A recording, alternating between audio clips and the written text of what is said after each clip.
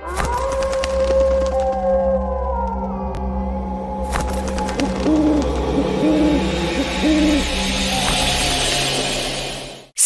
Causes cancer. Smoking kills. புகைப்பிடித்தல் புற்றுநோயை உண்டாக்கும் மற்றும் உயிரை கொல்லும். Consumption of alcohol is injurious to health. மது அருந்துதல் உடல் நலத்திற்கு கேடு. Be safe, don't drink and drive. பாதுகாப்பாக இருப்பீர். மது அருந்திவிட்டு வாகனம் ஓட்டாதீர். ஹலோ நண்பர்களே, அனைவருக்கும் வணக்கம். நம்ம இன்னைக்கு பார்க்க போற சம்பவத்தை பாக்குறதுக்கு முன்னாடி உங்ககிட்ட ஒரு விஷயத்த சொல்லிடலாம் அப்படின்னு இருக்கிறேன். நம்மளுடைய நாகாமானுஷம் சேனலுக்கு வரக்கூடிய அனைத்து நபர்களுக்கும் என்னுடைய அன்பார்ந்த நன்றிகள். நம்மளுடைய நாகாமானுஷம் சேனலை நிறைய பேர் சப்ஸ்கிரைப் பண்ணாம வீடியோ பார்த்துட்டு இருக்கீங்க. தயவு செய்து சப்ஸ்கிரைப் பண்ணிக்கிட்டு வீடியோவை பார்த்துருங்க. மறக்காம பெல் ஐகானை தட்டிருங்க. உங்க லைஃப்ல இத மாதிரியான அமானுஷ்ய சம்பவங்கள் ஏதாவது நடந்திருந்தா அதை என்னுடைய வாட்ஸ்அப் நம்பருக்கு ஒரு வாய்ஸ் நோட்டால் மற்றும் மெசேஜ் நீங்க அனுப்பலாம். என்னுடைய வாட்ஸ்அப் நம்பரை டிஸ்கிரிப்ஷன்லயும் கொடுத்திருக்கிறேன், இந்த டிஸ்பிளேலயும் தெரியும். கண்டிப்பா ஃபாலோ பண்ணிக்கோங்க. வாங்க இன்னைக்குள்ள சம்பவத்துக்குள்ளாடி நம்ம போயிடலாம். ஒரு கதை சொல்றேன் சார்.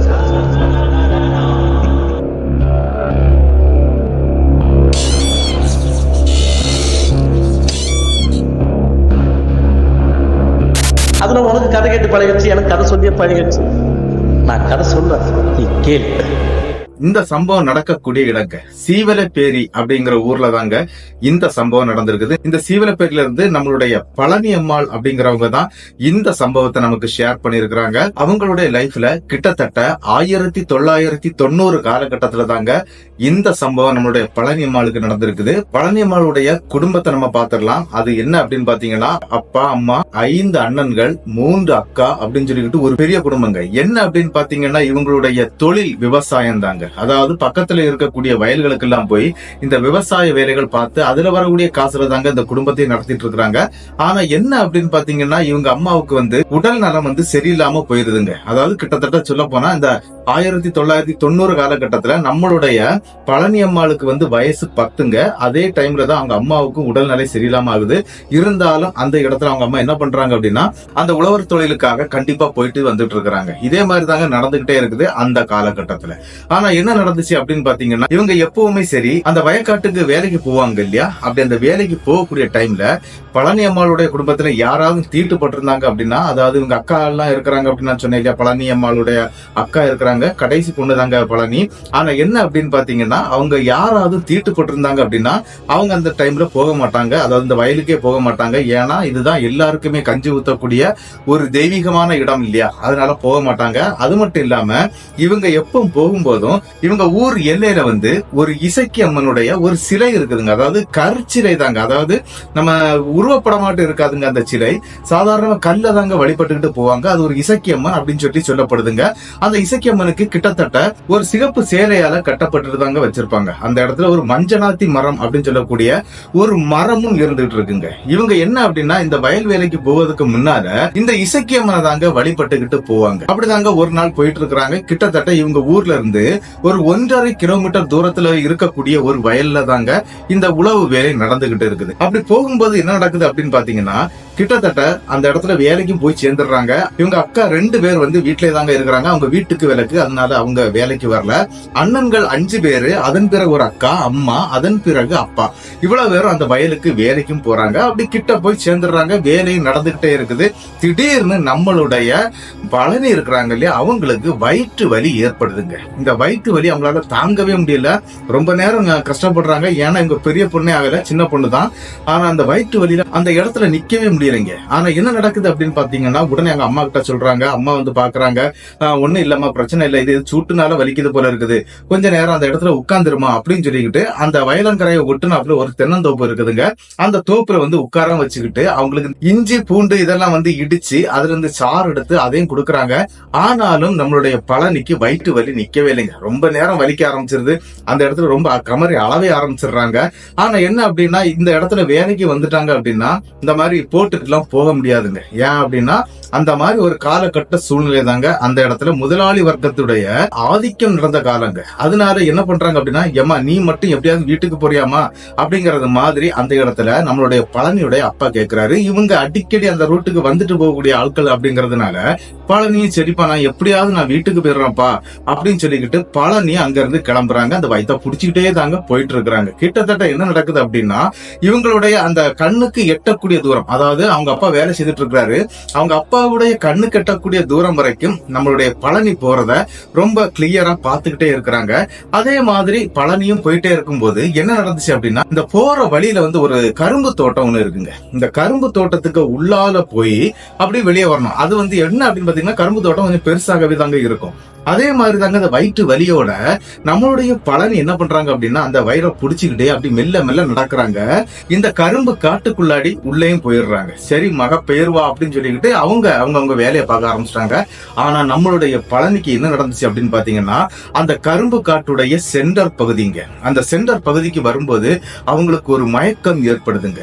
இந்த மயக்கத்தினால என்ன அப்படின்னா, ஏற்கனவே கரும்புகள் வந்து அறுவடைக்கு ரெடியா இருக்குது. அதனால உள்ள கொஞ்சம் கூட தண்ணி கிடையாதுங்க.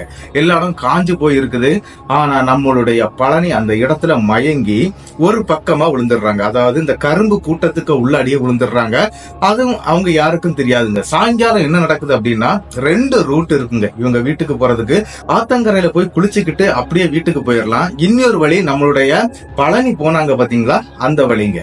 ஆனா இவங்க எல்லாருமே வேலையை முடிச்சுக்கிட்டு ஆத்து பக்கம் குளிச்சுக்கிட்டு அப்படியே வீட்டுக்கும் போயிடுறாங்க. வீட்டுக்கு போய் பார்க்கும்போது பழனி வீட்டுக்கு வரலைங்க. அங்க இருக்கக்கூடிய மற்ற 2 அக்கா இருக்கிறாங்க இல்லையா, அவங்க கிட்ட கேட்கும்போது இல்ல இங்க யாருமே வரல, பழனி இங்க வரவே செய்யல அப்படின்னு சொன்ன உடனே அவங்க தேடவும் ஆரம்பிக்கிறாங்க. என்ன நடக்குது அப்படின்னா, அந்த வயலங்கரைக்கு தாங்க ஓடி வர்றாங்க இந்த 5 அண்ணங்களும்.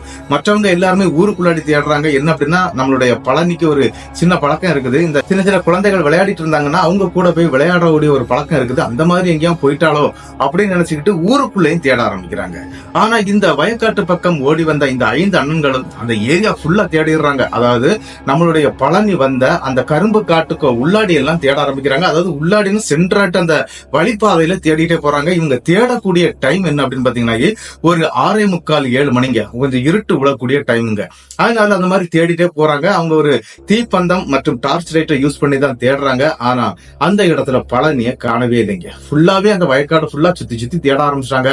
அங்க இல்ல அப்படின்னு தெரிஞ்ச உடனே எல்லாருமே ஊருக்குள்ளேயும் வந்துடுறாங்க. அப்படி ஊருக்குள்ள வந்த பழனியுடைய அண்ணன்கள் வந்து சொல்றாங்க, இந்த மாதிரி வயக்காட்டுலயோ கரும்பு காட்டுக்குள்ளேயோ அவ இல்லவே இல்ல, அவ வேற எங்கேயா தான் போயிருக்கணும், கொஞ்சம் கூட ஊருக்குள்ளாடி தேடலாம் அப்படின்னு சொல்லிட்டு ஊர் மக்களுக்கு எல்லாம் இது தெரிய வருது. என்ன அப்படின்னா, இந்த மாதிரி பழனிய காணல அப்படின்னு சொல்லி எல்லாருமே தேட ஆரம்பிக்கிறாங்க. அந்த ஊர் ஃபுல்லாவே தேடுறாங்க. ஆனா என்ன நடந்துச்சு அப்படின்னு பாத்தீங்கன்னா, பழனி அம்மாளுக்கு நள்ளிரவு ஒரு 12:30 1 மணி இருக்குங்க. அந்த நேரத்துக்கு தாங்க முழிப்பு வருது. எங்க அப்படின்னா, அந்த கரும்பு காட்டுக்குள்ளாடி எந்திரிச்சு பாக்குறவங்களுக்கு ஒரு பெரிய அதிபயங்கரமான இருட்டுக்குள்ளாடி அவங்க மாட்டிட்டு இருக்கிறது தெரியுது. தான் எங்க இருக்கிறோம் அப்படிங்கறத அவங்களால புரிஞ்சுக்கிட முடியலைங்க. பக்கத்துல எல்லாம் கைய வச்சு அப்படியே தட்டி தடவி பார்க்கும்போது அவ்வளவும் கம்பு கம்பா இருக்குது. எல்லாமே கரும்பு தான். அதை அப்படி பிடிச்சோன்னு அவங்களுக்கு ஞாபகம் வருது, நம்ம வந்துட்டு இருக்கும்போது இந்த மாதிரி மயக்கம் போட்டு இந்த இடத்துல விழுந்துட்டோம், அதன் பிறகு நம்மளை யாருமே பார்க்கல போல இருக்குதே அப்படின்னு சொல்லிக்கிட்டு எந்திரிச்சு அம்மா அம்மான்னு சொல்லி கத்த ஆரம்பிச்சிட்டாங்க. என்ன அப்படின்னா பயங்க.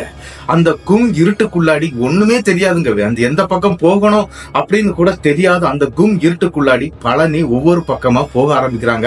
ஆல்ரெடி பழனி என்ன பண்ணிட்டாங்க அப்படின்னா, அந்த ஒத்தடி பாதையில இருந்து இந்த பாத்தி கட்டின பாதைக்குள்ளாடி விழுந்துட்டாங்க. அதாவது இந்த கரும்புக்கு பாத்தி கட்டி இருப்பாங்க இல்லையா, அதுக்குள்ளாடி விழுந்துட்டாங்க. அதனால எந்த பக்கம் போகணும்னு தெரியலைங்க. அந்த இடத்துல குழம்பி போய் மெல்ல மெல்ல நடந்துகிட்டு அம்மா அம்மான்னு சொல்லிக்கிட்டு நடந்துகிட்டு இருக்கிறாங்க. என்ன அப்படின்னா, பயத்துல தாங்க இந்த அம்மா அம்மாங்கிற வார்த்தையை அவங்க சொல்லிட்டு இருக்கிறாங்க.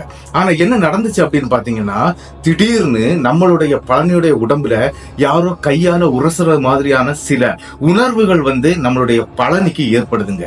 பழனி அந்த இடத்துல நல்லா பயந்துடுறாங்க. என்ன அப்படின்னா, இதுவரைக்கும் அந்த மாதிரியான ஒரு சிச்சுவேஷன்ல அவங்க மாட்டுனதே கிடையாது இந்த மாதிரி நள்ளிரவு நேரத்துல. ஆனா என்ன நடக்குது அப்படின்னா, கொஞ்ச நேரத்துல அவங்களுடைய மூச்சு பயங்கரமா வாங்க ஆரம்பிக்குதுங்க. ஏன் அப்படின்னா பயங்க. இந்த பயத்தினால அடுத்தது என்ன நடக்குது அப்படின்னு பாத்தீங்கன்னா, தன்னை யாரோ பின்னால வந்து இழுக்கிறது மாதிரியான ஒரு ஃபீலிங்கும் ஏற்படுது. இதனால ரொம்பவே பயந்து போன நம்மளுடைய பழனி அந்த இடத்துல அம்மா என்ன காப்பாத்து, அம்மா என்ன காப்பாத்து அப்படின்னு சொல்லிட்டு கத்தவே ஆரம்பிச்சிட்டாங்க. அந்த நேரத்துக்கு தாங்க ஒரு சம்பவம் அந்த இடத்துக்குள்ளாடி நடக்குது. ஏன் அப்படின்னா பழனி அந்த கரும்பு காட்டுக்குள்ள இருந்து எப்படி பார்த்தாலுமே அந்த இடங்கள்லாம் சுத்தி தெரியுங்க. ஆனா அந்த கரும்பு காடு ஒரு பள்ளமான பகுதிங்க. அதனால சுத்தி வயக்காட்டுல உள்ள அந்த திண்டு தான் தெரியும். ஆனா அந்த டைம்ல அந்த இடத்துக்குள்ளாடி யாருமே வர்றீங்க. திடீர்னு இந்த ஒத்தையடி பாதை இருக்கு பாத்தீங்களா, அந்த ஒத்தையடி பாதையில ஒரு பெட்ரூமாஸ் லைட்டோட ஒரு பெண் நடந்து வர்றாங்க. அவங்க வந்து சிகப்பு கலர்ல சேலை கட்டி இருக்காங்க. அவங்க சிகப்பு கலர்ல சேலை கட்டுனது மட்டும் இல்லைங்க, அவங்களுடைய தலைமுடி இருக்கு பாத்தீங்களா, இங்க இருந்து கால் அத்தம் வரைக்கும் கிடக்குதுங்க. இதை எல்லாமே பாக்குறாங்க. பாத்துக்கிட்டு இவங்க என்ன நினைக்கிறாங்க அப்படின்னா, யாரோ வர்றாங்க, ஏதோ ஒரு பெண்மணி தான் வர்றாங்க, எப்படியாவது அந்த அக்கா கிட்ட நம்ம பேசிக்கிட்டு எப்படியாவது இங்க இருந்து நம்மளை கொண்டு விட சொல்லணும் அப்படின்னு சொல்லிக்கிட்டு அந்த ஒத்தையடி பாதை அப்பந்தாங்க வெளிச்சமா தெரியுது. அப்பந்தான் நம்மளுடைய பழனிக்கு புரியுது, நம்ம வந்த வழி அங்க இருக்குது, இப்ப நம்ம நடு கண்டத்துல நின்றுட்டு இருக்கிறோம் அப்படின்னு சொல்லிக்கிட்டு பழனி என்ன பண்றாங்க அப்படின்னா வேக வேகமா ஓட ஆரம்பிக்கிறாங்க. எங்க அப்படின்னா அந்த ஒத்தையடி பாதையை பார்த்து ஓடி வந்துடுறாங்க. ஓடி வந்து பார்க்கும்போது அந்த இடத்துல அந்த பெண் அப்படி சிகப்பு சேலை கட்டி ரொம்பவே அழகாக அப்படியே நின்றுகிட்டு இருக்கிறாங்க. அவங்கள பார்த்த உடனே இவங்களுக்கு சந்தோஷம் ஆயிருதுங்க. அவங்க கையில ஒரு பெட்ரூமாஸ் லைட் இருக்குது. அதையெல்லாம் பார்த்த உடனே ரொம்ப சந்தோஷப்படுறாங்க. அக்கா அக்கான்னு சொல்லி தாங்க கூப்பிட்டு இருக்காங்க. அப்படி கூப்பிட்ட உடனே என்ன நடக்குது அப்படின்னு பாத்தீங்கன்னா, யாருமா நீ, எப்படிமா இங்க வந்து மாட்டிக்கிட்ட, என்னமா ஆச்சுது அப்படின்னு சொல்லி கேட்டிருக்காங்க. இல்ல நான் இந்த மாதிரி வந்து இந்த மாதிரி வைத்த வழியில மாட்டிக்கிட்டேன், இந்த மாதிரி ஆயிடுச்சு அப்படின்னு சொல்லி அவங்க நடந்த சம்பவங்கள் அனைத்தையுமே அந்த இடத்துல அந்த சிகப்பு சேலை கட்டி இருக்கக்கூடிய அந்த பெண்ணுகிட்டையும் எடுத்து சொல்றாங்க. அதை கேட்ட உடனே அந்த பெண், வாமா நானே உன்னை கொண்டு வீட்டுல விடுறேன் வா அப்படின்னு சொல்லிக்கிட்டு அங்க இருந்து நம்மளுடைய பழனிய மேல தூக்குறாங்க. ஏன்னா அவங்க நிக்கிறது ஒரு 3.5 அடி பள்ளங்க, அதாவது ஒரு 3.5 அடி இருக்குமா அந்த பள்ளம். அவங்களே 3 அடி ஹைட் தான் இருக்கிறாங்க. அதனால அந்த திண்டுக்கு மேல ஏற முடியல. அந்த ஒத்தையடி பாதை இருக்கு பாத்தீங்களா, அதுல ஏறவே முடியல. பழனி ரொம்ப கஷ்டப்பட்டு இருக்கிறாங்க. சரிம்மா நான் உன்னை தூக்கி விடுறேன் அப்படின்னு சொல்லிக்கிட்டு அந்த பெட்ரூமாஸ் லைட்டை கீழே வச்சுக்கிட்டு அந்த பெண்ணை, அதாவது நம்மளுடைய பழனியை வந்து அப்படியே மேல தூக்கி விடுறாங்க. தூக்கி விட்டது மட்டும் இல்லாம அடுத்த ஒரு விஷயம் கேக்குறாங்க, உங்க வீடு எங்கம்மா இருக்குது அப்படிங்கிற மாதிரி கேக்குறாங்க. உடனே நம்மளுடைய பழனி என்ன சொல்றாங்க அப்படின்னா, தன்னுடைய அப்பா பேரு, அம்மா பேரு, அக்கா பேரு, அண்ணன் பேருன்னு சொல்லி எல்லாருடைய பேரையும் சொல்லி இந்த பக்கம் இருக்கக்கூடிய ஊரு தான் அப்படிங்கிற மாதிரி அந்த ஊருடைய பேரையும் சொல்றாங்க. சரி வாமா நான் உன்னை கொண்டு விடுறேன் அப்படின்னு சொல்லிக்கிட்டு என்ன கேக்குறாங்க அப்படின்னா, நீ முன்னாடி நடக்கிறியா, நான் பின்னால வரட்டுமா, இல்ல நான் முன்னால போட்டுமா, நீ பின்னால வர்றியா அப்படிங்கிற மாதிரி அந்த சிகப்பு சேலை கட்டுன அந்த பெண்ணும் கேக்குறாங்க. உடனே அந்த இடத்துல நம்மளுடைய பழனி என்ன செய்யறாங்க அப்படின்னா, இல்லம்மா எனக்கு பயமா இருக்குது, நான் உங்க புடவைய பிடிச்சுக்கிட்டு உங்க பின்னாலேயே வந்துடுறேன் அப்படிங்கறது மாதிரி சொல்றாங்க. அப்ப என்ன அப்படின்னு பாத்தீங்கன்னா, புடவையுடைய அந்த ஜரிகை இருக்கு பாத்தீங்களா, அது தங்க கலர்ல அப்படி மின்னிக்கிட்டே இருக்குங்க. அதை பிடிக்கணுமா வேண்டாமா அப்படிங்கிற ஒரு நிலைமை நம்மளுடைய பழனிக்கும் ஏற்படுது. என்ன அப்படின்னா, கையில வந்து சேரும் சகதியமா இருக்குதுங்க.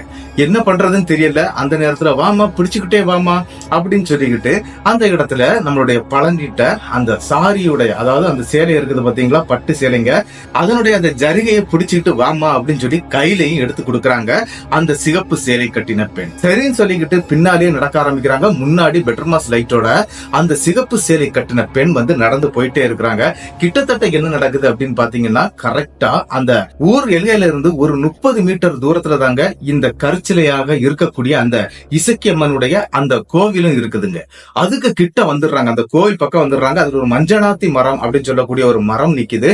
அதுக்கு பக்கத்துல வந்த உடனே, இங்க இருந்து நீ நடந்து போமா, உனக்கு வீடு வந்துரும், எனக்கு போக வேண்டியது இருக்குது அப்படின்னு சொன்ன உடனே அந்த இடத்துல பயந்துகிட்டு நம்மளுடைய பழனி அம்மாள் என்ன பண்றாங்க அப்படின்னா, இல்ல இல்ல என்னால முடியவே முடியாது, என்னை எப்படியாவது வீடு வரைக்கும் கொண்டு விட்டுருங்க அப்படிங்கிற மாதிரி சொல்ல. ஆனா அந்த இடத்துல அந்த சிகப்பு சேலை கட்டின பெண் என்ன சொல்றாங்க அப்படின்னா, இதுக்கு மேல நான் வரமாட்டேமா, இது ஊர் தகராறாயிரும் அப்படிங்கறது மாதிரி எல்லாம் பிள்ளைகிட்ட சொல்றாங்க. அதாவது பழனி கிட்ட சொல்றாங்க.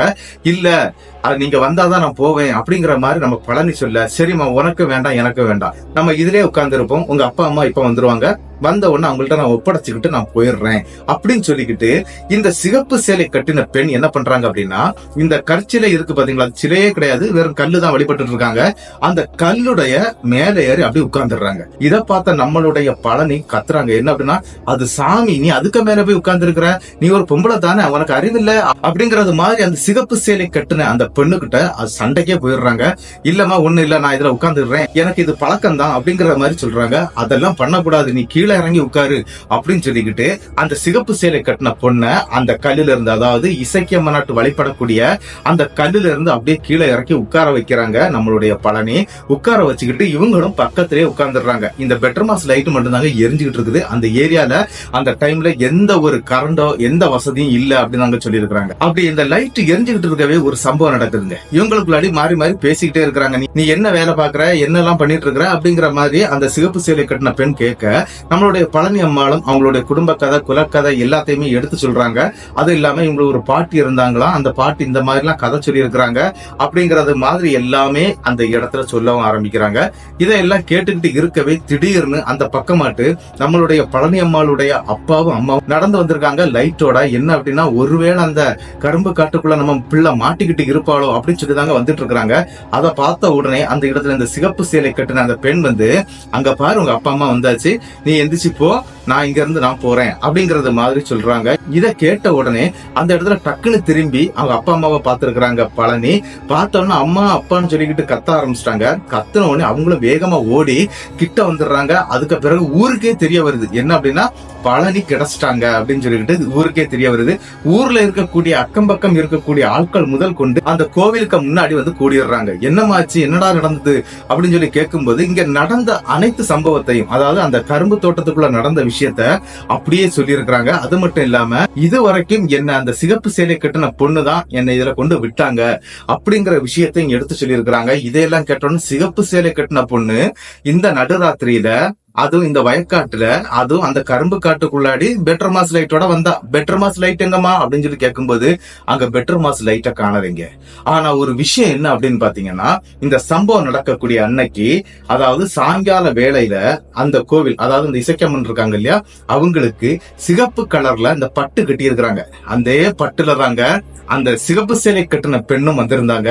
அதைத்தான் பார்த்துட்டே சொல்றாங்க, இந்த சாரியை கட்டிட்டு தான் வந்தாங்க, என்ன கூட்டிட்டு வந்தாங்க அப்படின்னு சொல்லி பழனி அடிச்சு சொல்றாங்க. 10 வயசு பொண்ணு, அதுக்கு வேற விஷயங்கள் தெரியாது இல்லையா. அப்ப அவங்க எல்லாருமே நம்பவும் ஆரம்பிக்கிறாங்க. அப்படியாமான்னு சொல்லிக்கிட்டு கேட்டுட்டு இருக்கவே, பக்கத்துல அந்த கோவிலுடைய அந்த சிலை இருக்கு பாத்தீங்களா, அந்த பக்கத்துல போய் அதை அப்படியே நெருப்பு வச்சு பார்க்கும்போது, அந்த ஜரிகை இருக்கு பாத்தீங்களா, அந்த ஜரிகை தானே நம்மளுடைய பழனி புடிச்சிட்டு வந்துட்டு இருந்தாங்க இல்லையா. இவங்க கை அவ்வளவு சேரும் சகதியமா இருந்தது இல்லையா, அந்த சேர் அவ்வளவுமே அதுல ஒட்டிட்டு இருக்குங்க. அதை அப்படியே பார்த்திருக்கிறாங்க. பார்த்தது மட்டும் இல்ல, இந்த இடத்துல வந்தது இந்த இசக்கி அம்மா தான், உன்னை காப்பாத்துனது இந்த இசக்கி அம்மாள் தான் அப்படின்னு சொல்லிக்கிட்டு அந்த ஊரே அந்த இடத்துல பிரமிச்சும் பூரிச்சும் போயிருதுங்க. என்ன அப்படின்னா, அந்த அளவுக்கு அந்த இடத்துக்குள்ளாடி அந்த அம்மா வந்து இந்த மாதிரி காப்பாத்தி விட்டுருக்குதே அப்படிங்கிற ஒரு பூரிப்பு தன்மை அந்த இடம் முழுக்க பரவ ஆரம்பிக்குது. அது மட்டும் இல்லாம அந்த கோவிலை வந்து சாதாரணமா இருந்த கோவிலை கொஞ்சம் பெரிய கோவிலாட்டு கட்டவும் ஆரம்பிச்சிருக்கிறாங்க. அதாவது ரொம்ப பெருசுன்னு சொல்ல முடியாது, ஒரு சின்ன அளவுக்கு அதை கட்டி எடுத்து ரெடி பண்ணி வச்சிடுறாங்க. ஆனா என்ன நடக்குது அப்படின்னு பாத்தீங்கன்னா, இந்த சம்பவம் நம்மளுடைய பழனி அம்மாளுடைய லைஃப்ல நடந்து முடிஞ்சிருச்சு. அதன் பிறகு நம்மளுடைய பழனி அம்மாவுக்கு இந்த மாதிரி எந்த சம்பவம் நடக்கலைங்க. ஆனா அந்த இசக்கி அம்மன் இருக்கிறாங்க பாத்தீங்களா, அவங்களால அந்த ஏரியாவுல அதன் பிறகும் நிறைய சம்பவங்கள் நடந்திருக்குங்க. என்ன அப்படின்னு பாத்தீங்கன்னா, 1998 காலத்துலங்க என்ன நடந்துச்சு அப்படின்னு பாத்தீங்கன்னா, இந்த ஊர் கிணத்து தண்ணின்னு சொல்லுவாங்க. அந்த ஊர்ல வந்து ஒரு பெரிய கிணறு வெட்டி வச்சிருப்பாங்க. அதுல இருந்தாங்க குடிக்கிறதுக்காக தண்ணி எடுத்துட்டு வரணும். அதாவது எல்லாருடைய வீட்டுக்கும் ஒரு 2 குடம் தண்ணி அவங்க எடுத்துக்கொண்டு வச்சிருவாங்க குடிக்கிறதுக்கு அப்படின்னு சொல்லிட்டு. அது அந்த ஊர் கிணத்துல தாங்க எடுப்பாங்க. ஆனா இந்த மாதிரி தாங்க ஒரு நாள் நள்ளிரவு, அதாவது நம்மளுடைய பழனி அம்மாளுடைய அண்ணனுங்க, அது மூத்தவர் அப்படின்னு சொல்லப்படுது. அவருடைய பேர் வந்து வேல்நாயகம் அப்படின்னு சொல்லப்படுதுங்க. இந்த வேல்நாயகம் அப்படிங்கிறவர் வந்து நள்ளிரவு நேரத்துல, அதாவது 98 காலத்திலேயே மாட்டு வண்டி அடிச்சிட்டு இருக்கக்கூடிய ஆளுதாங்க. இந்த மாட்டு வண்டியில லோடுகள் ஏத்திட்டு சந்தைக்கு கொண்டு போய் அந்த லோடை இறக்குறதும், நைட்டே வந்து அந்த காசுகளை கொண்டு வீட்டுல சேர்க்கறது அவங்க அண்ணனுடைய ஒரு பழக்கமா இருந்திருக்குது. அது மட்டும் இல்லாம அவங்க அண்ணனுக்கு கல்யாணம் ஆகி கிட்டத்தட்ட 5 மாத கர்ப்பமாட்டு இருந்துட்டு இருக்கக்கூடிய அந்த டைமுங்க என்ன நடந்துச்சு அப்படின்னு பாத்தீங்கன்னா, நம்மளுடைய இந்த வேல்நாயகம் அப்படிங்கிற அந்த நபர் வந்து மாட்டு வண்டியில தன்னுடைய லோடுகள் எல்லாம் கொண்டு போய் சந்தையில சேர்த்துக்கிட்டு நள்ளிரவு கிட்டத்தட்ட ஒரு 12:30 மணி இருக்குங்க. அந்த நேரத்துக்கு தான் வந்துட்டு இருக்காங்க. இவங்க ஊருக்குள்ள வரும்போது ஒரு 10 வண்டியாவது சேர்ந்துதாங்க வருவாங்க. ஆனா இந்த அவங்கவுங்க தெருவுக்குன்னு போவாங்க இல்லையா, அப்ப இந்த வண்டிகள் எல்லாம் பிரிஞ்சு எல்லாம் தனித்தனி அவங்க வீட்டுக்கு போய் சேர்ந்துருங்க. அதே மாதிரிதான் இந்த இடத்துல நம்மளுடைய வேலுநாயகம் என்ன பண்றாரு அப்படின்னா, அப்படியே அவருடைய வண்டியை கொண்டு வந்துட்டு இருக்கிறாரு. இந்த இசக்கியம்மன் கோவில் இருக்கிற பக்கத்துல வந்து அப்படியே ஒரு ரைட் கட் பண்ணி தாங்க இவங்க வீட்டுக்குள்ளாடி போகணும். ஆனா இதுக்கு முன்னால இந்த ஊர் கிணறு அப்படின்னு சொல்லக்கூடிய இடம் இருக்குதுங்க. இந்த ஊர் கிணத்துல வந்து திடீர்னு ஒரு பெண் வந்து தண்ணி எடுத்துட்டு நிக்கிறாங்க. இந்த நள்ளிரவு நேரம் ஒரு 1 மணி இருக்குங்க. அந்த நேரத்துக்கு அந்த பெண் சிகப்பு சேலை கட்டிக்கிட்டு தண்ணி எடுத்துட்டு இருக்காங்க. அது மட்டும் இல்லாம அவங்க கையில வந்து ஒரு பச்சை குழந்தை இருக்குதுங்க. இத பார்த்த உடனே இந்த நள்ளிரவு நேரத்துல இது எங்க உள்ள புள்ள இந்த மாதிரி வந்து தண்ணி எடுத்துட்டு நிக்குது அப்படின்னு சொல்லிக்கிட்டு வேலு நாயகம் என்ன பண்றாரு அப்படின்னா, இங்க வாமா அப்படின்னு சொல்லி கத்துறாருங்க. ஏன்னா நள்ளிரவு நேரத்துல இந்த மாதிரி சின்ன பொண்ணுங்க இந்த மாதிரி பண்ணக்கூடாது இல்லையா, அதனால கத்துறாருங்க. எதுக்குமா இந்த நேரத்துல வந்து தண்ணி எடுக்கிற அப்படின்னு சொல்லி கேட்கும்போது, இந்த டைம்ல தான் இங்க தண்ணி எடுக்க முடியும் அப்படிங்கறது மாதிரி எல்லாம் அந்த சிகப்பு சேலை கட்டின பெண் பேசுறாங்க. இதை கேட்டோன்னு, சரிம்மா நீ வண்டியில ஏறமா, நான் ஒன்னு அதுல இறக்கி விட்டுட்டு போறேன் அப்படிங்கிற மாதிரி சொல்றாரு. மாட்டு வண்டியில நிசாரமா எல்லாம் ஏற முடியாதுங்க. அதுவும் ஒரு பச்சை குழந்தைய வச்சுக்கிட்டு தண்ணியை தூக்கிட்டு வரக்கூடியவங்க எல்லாம் ஏறி உட்கார முடியாது. அதனால நம்மளுடைய வேலு நாயகம் என்ன பண்றாரு அப்படின்னா, டக்குன்னு அந்த பெண், அதாவது சிகப்பு சேலை கட்டின பெண் வந்து கீழே இறங்கி வந்துட்டாங்க. குடத்துல ஒரு கையில வந்து குடம் இருக்குது, இன்னொரு கையில வந்து குழந்தை இருக்குது. அந்த குடத்தை வாங்கி அந்த வண்டியில வைக்கிறாரு. அந்த குழந்தைய தூக்கி ஃபர்ஸ்ட் வண்டியில வைக்கிறாரு. அதன் பிறகு இந்த சிகப்பு சேலை கட்டின பெண்ணா, வாமா நான் உன்னை மேல ஏத்தி உட்கார வைக்கிறேன் அப்படின்னு சொல்லிக்கிட்டு அப்படியே தூக்கி இடுப்பை பிடிச்சி தூக்கி இருக்கிறாரு. தூக்கி அந்த பேக் சைட்ல உட்கார வச்சுட்டாரு. சரிமா நம்ம போயிடலாம் அப்படின்னு சொல்லிக்கிட்டு இவங்க கிட்டத்தட்ட சொல்ல போனா அது ஒரு 100 மீட்டர் தூரம் வருங்க. அதாவது அந்த கிணத்துக்கும் இந்த இசக்கியம்மன் கோவில் இருக்கக்கூடிய அந்த பகுதிக்கும் கிட்டத்தட்ட ஒரு 100 மீட்டர் தூரம் தாங்க வரும். அவங்க ஏற்கனவே சொல்றாங்க நான் தூக்கிட்டு போயிடுறேன் அப்படின்னு சொல்லியிருக்காங்க. கேட்காம தாங்க இவர் இதை பண்றாரு. சரின்னு சொல்லிக்கிட்டு கரெக்டா அந்த இசக்கியம்மன் கோயில்கிட்ட வந்த உடனே இவங்க ஒரு ரூட்டுக்கு வண்டி திரும்பணும். அதாவது ரைட் சைட்ல திரும்பி உள்ள போகணும். அப்படி திரும்பதுக்கு முன்னால கேக்குறாரு, ஏமா என்னமா ஆச்சு அப்படின்னு சொல்லிக்கிட்டு பின்னால திரும்பி பார்க்கும்போது அங்க குடத்தையும் காணல, அந்த பெண்ணையும் காணல, அந்த குழந்தையும் காணலைங்க.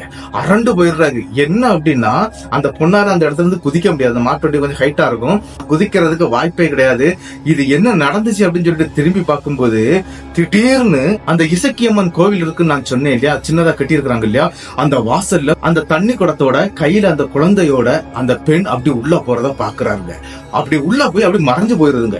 இவருக்கு அப்பந்தாங்க அள்ளு விட்டுருது. என்ன அப்படின்னா, அவர் அப்பந்தாங்க அந்த அமானுஷ்யத்தை புரிஞ்சுக்கிடுறாரு. என்ன அப்படின்னா, இந்த மாதிரி ஒரு சம்பவம், அதாவது இசக்கியம்மனே நம்ம தூக்கி இருத்தி வண்டியில வச்சு கொண்டு வந்துட்டோமே ஆண்டவா, பயத்துல அவருக்கு அன்னைக்கு பயங்கரமான ஜுரம் வரக்கூடிய அளவு ஒரு பெரிய பயமே ஏற்படுதுங்க. என்ன நடக்குது அப்படின்னு பாத்தீங்கன்னா, விருட்டா வண்டி இழுத்துட்டு வந்துடுறாரு.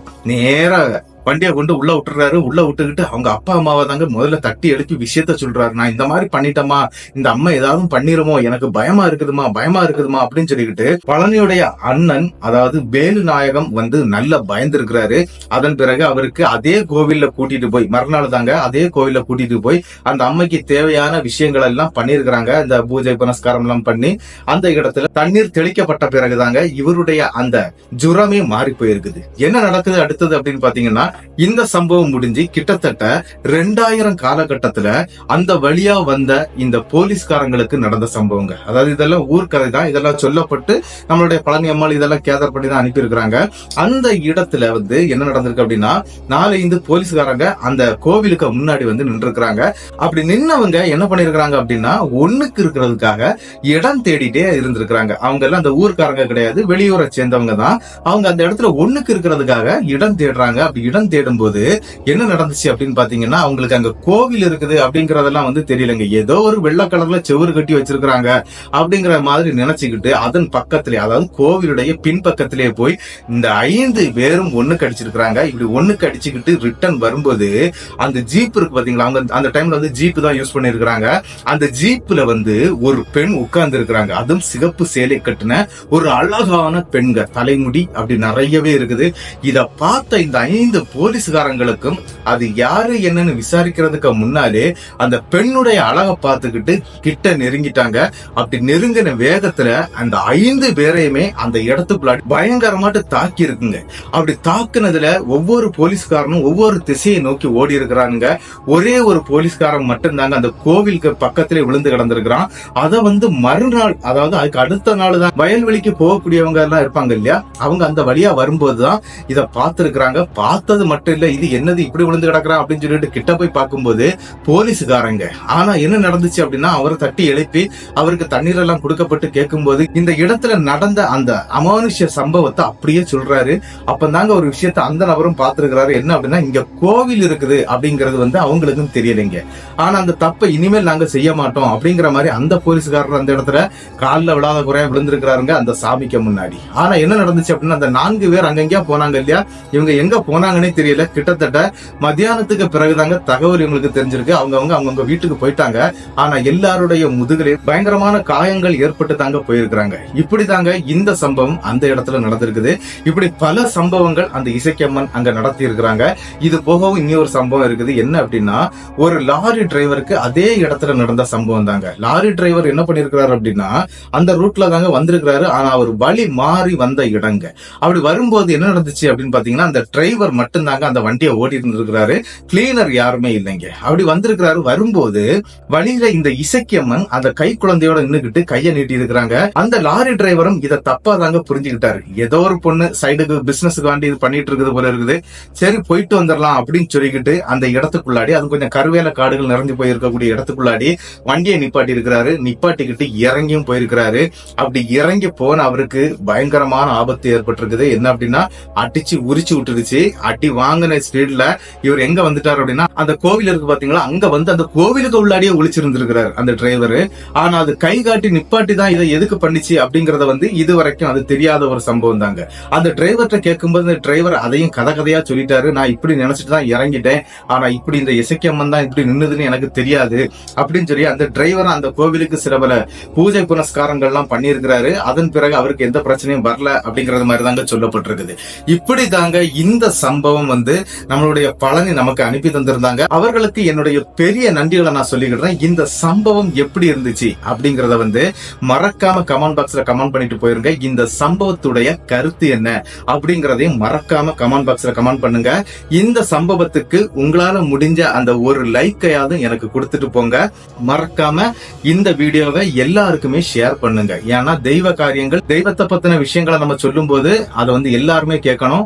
பேய பத்தி விடுங்க, ஆனா தெய்வத்தை பத்தி கண்டிப்பா கேட்கணும். அதுவும் ஊர்காவல் தெய்வங்கள் பண்ண நிறைய நல்ல நல்ல சம்பவங்கள்லாம் இருந்துட்டு இருக்குங்க. அதெல்லாம் வந்துகிட்டே இருக்கும். வாரம் வாரம் உங்களுக்கு வந்துகிட்டே இருக்கும். அதனால தயவு செய்து இந்த வீடியோவை ஷேர் பண்ணி விட்டுருங்க. மறக்காம சப்ஸ்கிரைப் பண்ணிக்கிட்டு பெல் ஐகானை தட்டிருங்க. அடுத்த வீடியோவில் சந்திக்கும் வரை உங்களிடமிருந்து விடைபெறுவது உங்கள் நாகர்கோவில் நாகராஜன். நன்றி நண்பர்களே.